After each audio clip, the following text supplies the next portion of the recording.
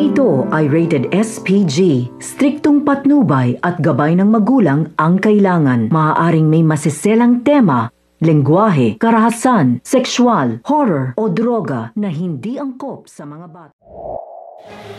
Nang dumating nga si Doc Tanyag sa Pilipinas, agad nalaman nito ni Chang Susan. Kaya naman binalita niya agad ito kay Lynette.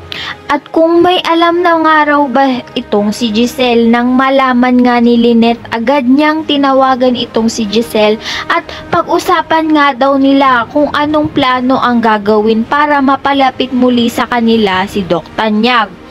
At matigil na rin ang maduming pangalan ni Annalyn sa isip ng kanyang ama na si Doc Tanyag. At maalala na nga niya ito na kinakailangan pa rin nilang kumalap ng impormasyon at ebidensya na magpapatunay na si Moira ay may kinalaman sa nangyari sa kanyang kapatid.